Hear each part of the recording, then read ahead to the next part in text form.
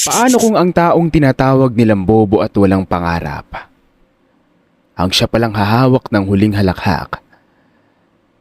Sa mundong sukatan ng tagumpay ang mamahaling kotse at matataas na pinag-aralan, may isang lalaking piniling magpakumbaba at magtinda ng tinapa.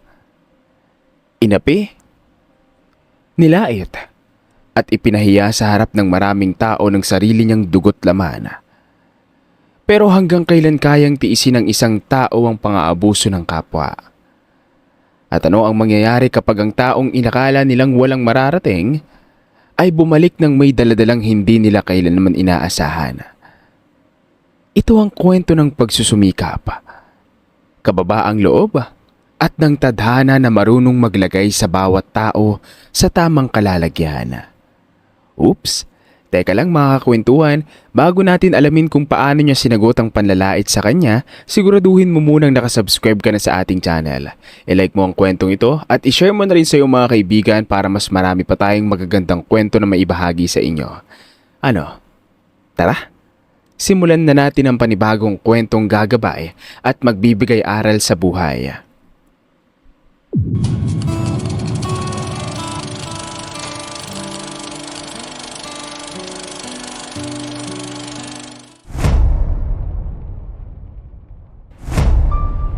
Lumanghap ng malalim si Amiel habang isa-isang inaayos ang mga bagong usok na tinapa sa kanyang pwesto sa palengke.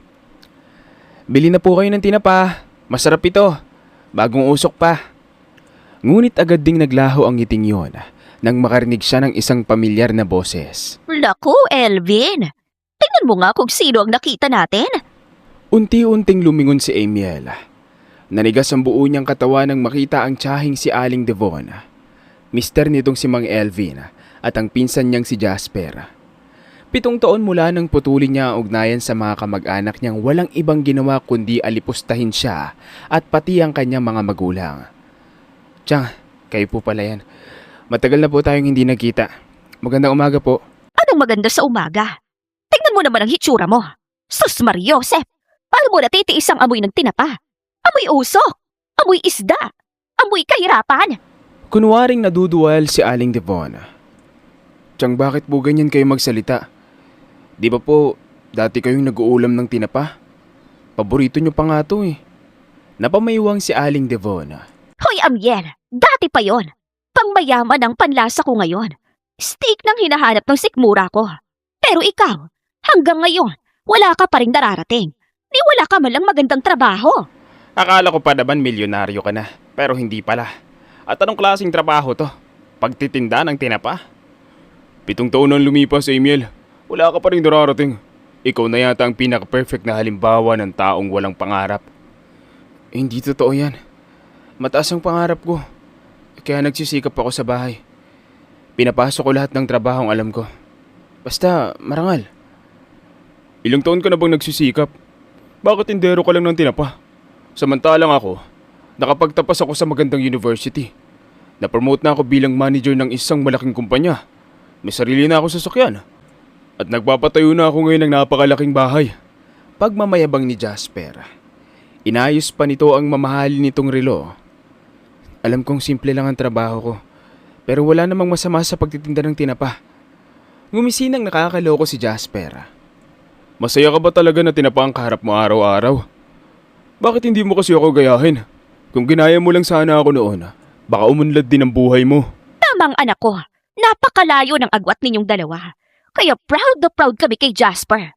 Kapag ipinakikilala namin siya, palaging nakadugtong ang mga salitang manager, successful, promotion, kotse at bahay.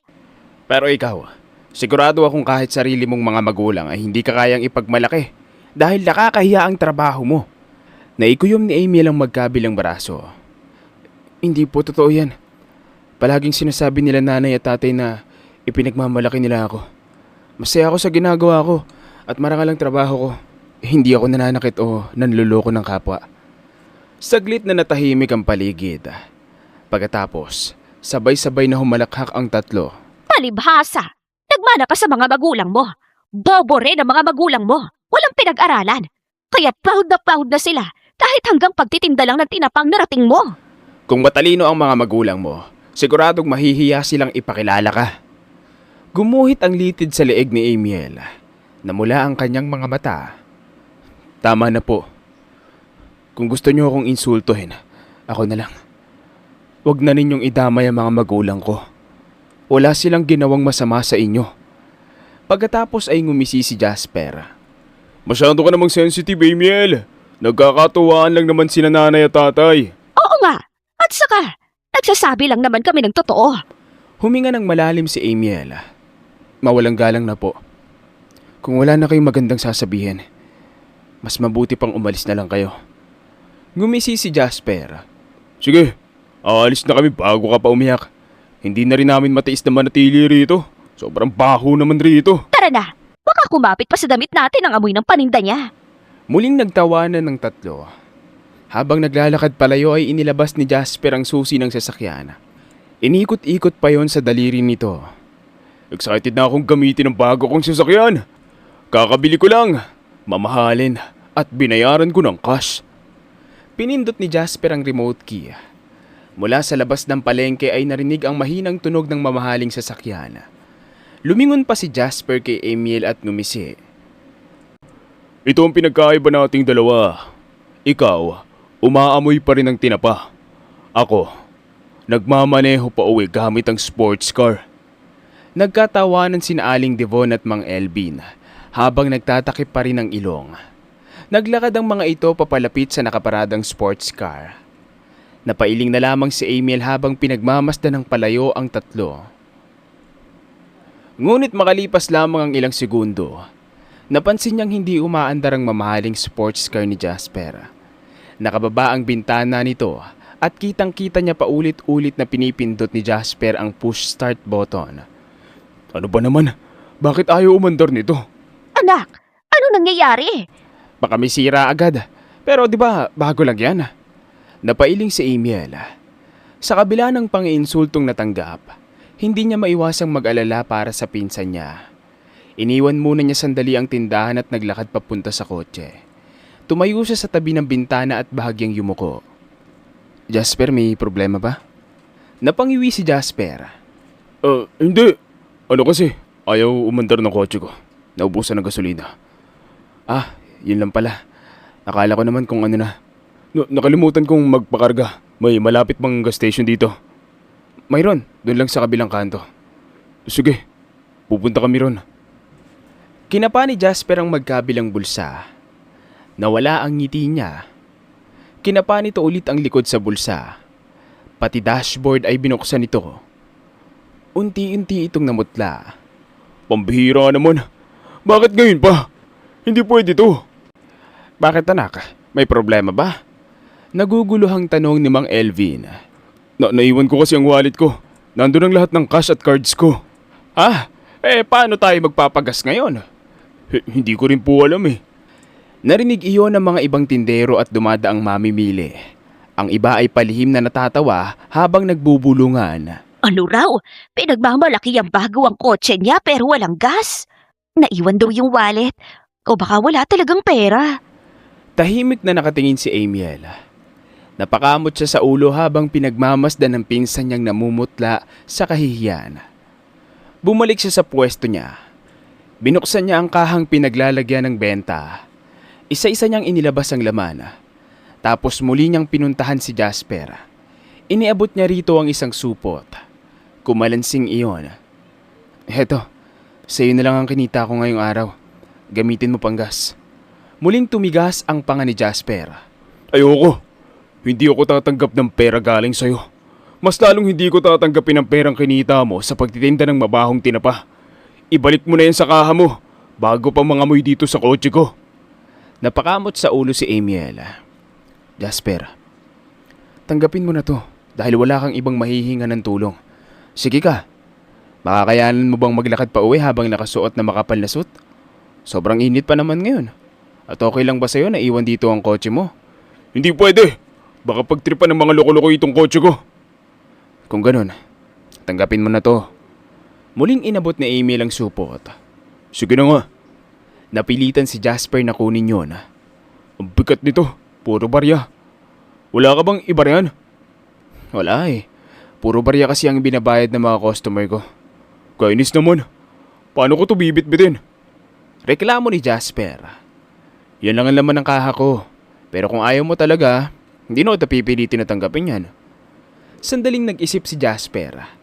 Pagkatapos ay tumingin ito sa sikat ng araw. Binuksan ito ang unang butones ng polo nito at bumuntong hininga. Hindi na. Okay na to. May ilang taong muling natawa. Tatanggapin din pala eh. Ang dami pang arte. Parang batang kumakamot sa ulo si Jasper.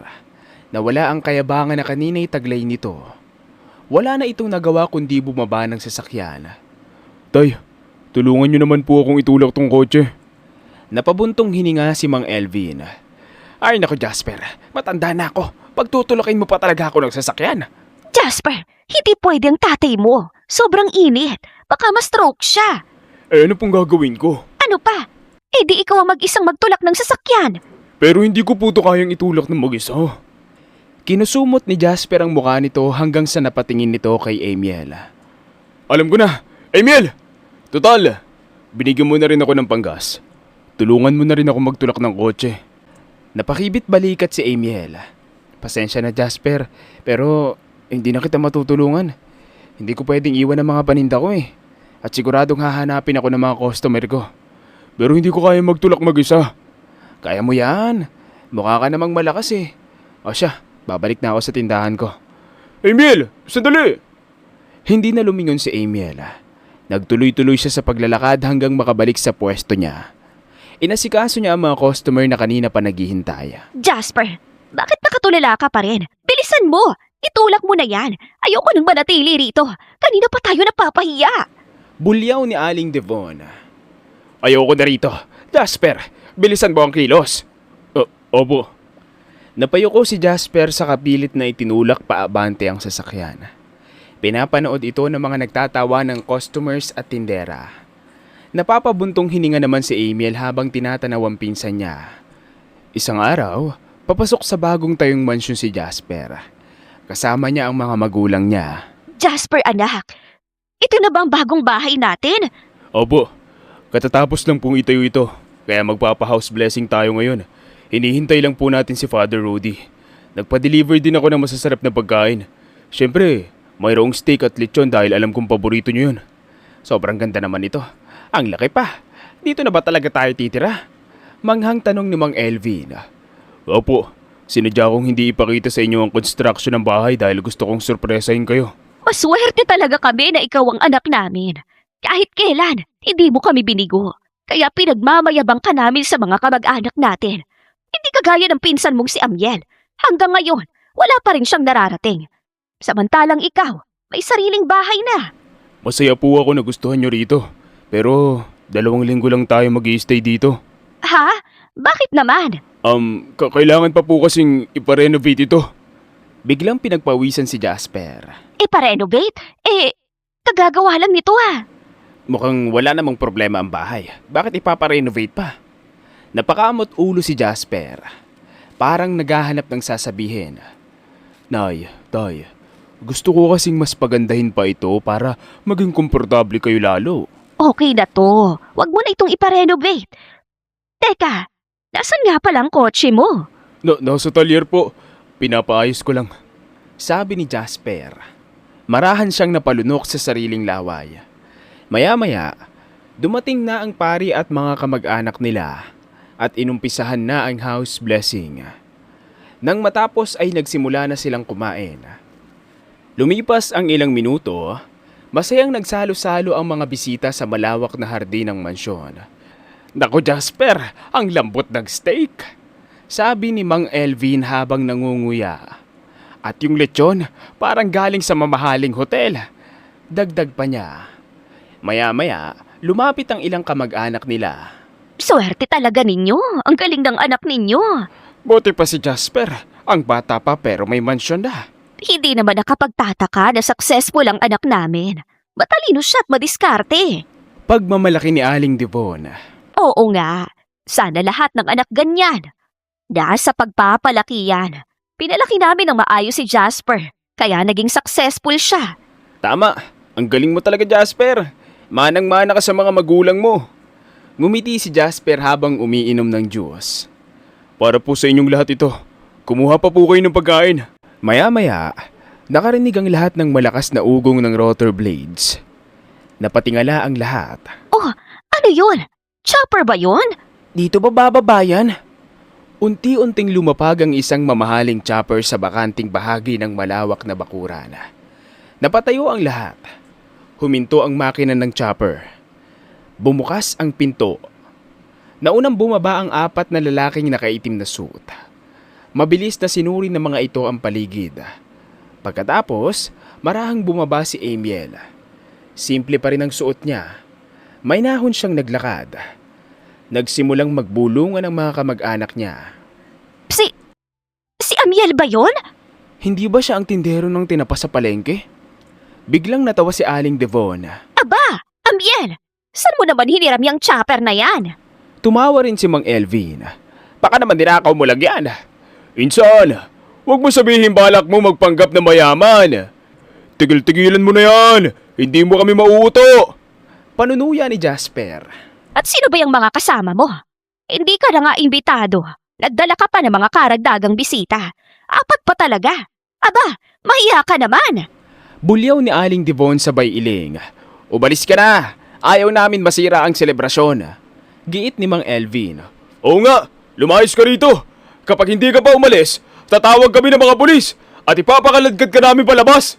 Pagbabanta ni Jasper. Nanatiling matuwid ang pagkakatayo ni Amiel. Pasensya na, pero hindi ako alis. Bakit naman? Huwag mo sabihin gusto mo pang makikain ng lechon at steak. Nakapamaywang nasambit ni Aling Devon. Hindi ako aalis. Dahil bahay ko to. Sandaling natahimik ang lahat. Pagkatapos, sabay-sabay silang nagtawanan. Narinig niyo ba yun? Bahay daw niya to. Nagpapatawa yata siya. Insan, nananaginip ka yata ng gising. Ako ang may-ari ng bahay na to. Hindi mo kami maluloko, Amiel. Bahay to ng anak namin. Nagsasabi po ako ng totoo. Ako ang may-ari ng bahay na to. Sa katunayan, nasa Maynila ako kanina dahil may meeting ako. Pero nalaman kong nagkakaaberya rito, kaya nagmadali akong pumunta. Sumakay na ako ng chopper para mas mabilis ako makarating. Kumunot ang noo ni Aling Devon. Tinignan nito mula ulo hanggang paa si Amiel. Ikaw? Magpapatayo ng ganitong mansyon? Tindero ka lang ng tinapa. Sa liit ng kinikita mo, baka nga kulang pa sa pang-araw-araw mong gastusin eh. Tahimik na ngumiti si Amiel. Tama po kayo. Tindero ako ng tinapa. Pero hindi nyo alam ang buong kwento. Hindi lang ako nagtitinda. May sarili kong kumpanya ng dried fish processing at distribution. Kami ang nagsusupply ng iba't ibang klase ng dried fish at seafood products sa maraming supermarket, grocery, restaurants, resorts, at wholesalers sa iba't ibang lugar sa Pilipinas. Kalokohan! Nakita ka namin nagtitinda sa palengke. Yung pwesto ko sa palengke, yun ang unang tindahan ko. Kahit lumaki na ang negosyo ko, hindi ko sinarang tindahang yun. Tuwing may libreng oras ako mismo ang nagtitinda roon para matignan ang kalidad ng produkto, para makausap ang mga suki, at para hindi ko makalimutan kung saan ako nagsimula. Maraming bisita ang napayo ko, ngunit umiling si Aling Devon. Hindi pa rin ako naniniwala. Kung totoo yan, patunayan mo. Tahimik na tinanggap ni Amy ang isang envelope na inabot ng bodyguard niya. May inilabas siyang dokumento. Ito ang original transfer certificate of title. Iniabot niya yun sa kanyang tiyahin. Binasa yun ni Aling Devon. Nanlaki ang mga mata nito. Teka, hindi. Imposible to. Binasa rin ni Mang Elvin ang papeles. Nanlambot ang mga tuhod nito. Nakapangalan nga kay Amiel ang mansyon na to. Nagulat ang lahat. Umugong ang bulungan sa buong bakuran. Ano? Si Amiel ang may-ari nitong bahay? Totoo ba yun? Hindi pala si Jasper? Biglang pumasok ang isang babae. Kasabay nito ang 2 pulis. Namutla si Jasper. Miss Claudia, anong ginagawa mo rito? Jasper, anak. Kilala mo ang babaeng ito? Sino ba siya? Ako po si Claudia. Ako pong property manager ng bahay na ito. Nandito ako para ipaalam sa inyo. Na Airbnb property po ito. 2 linggo lang itong nirerentahan ni Sir Jasper. Pero may natanggap kaming report na ipinakilala niya ang sarili bilang tunay na owner nitong bahay. Nagpa-house blessing pa siya. Wala po iyong pahintulot ng totoong may-ari ng bahay na si Sir Amiel. Parang nawalan ng dugo ang mukha ni Jasper. Hindi ito makapagsalita, lalo na nang tignan ito ng matalim na mga magulang nito. Jasper, magpaliwanag ka! Sino ba talagang may-ari ng bahay na ito? Unti-unting napaluha si Jasper. Nay, tay, sorry po. Hindi po talaga akin ang bahay na to. Nirentahan ko lang po ito. Peki po ang titulo na ipinakita ko sa inyo. Ipinagawa ko lang po yun. Pati yung sports car. Nirentahan ko lang din po yun. Parang gumuho ang mundo ni Aling Devon at Mang Elvin. Ano? Ibig sabihin, wala tayong mansyon? Bakit mo kami niloko? Pinapahiya mo kami! Lumuhod si Jasper sa harap ng mga magulang. Sorry po. Ayoko lang po kayo madismaya. Palagi niyo ako ipinagmamalaki. Natakot ako na madisappoint kayo kapag hindi ako nagtagumpay kaya napilitan ako magsinungaling. Hindi rin po ako manager sa malaking kumpanya. Ang totoo, clerk lang po ako roon. Kahit po kasi nakagraduate ako nahihirapan pa rin ako makahanap ng mas mataas na posisyon.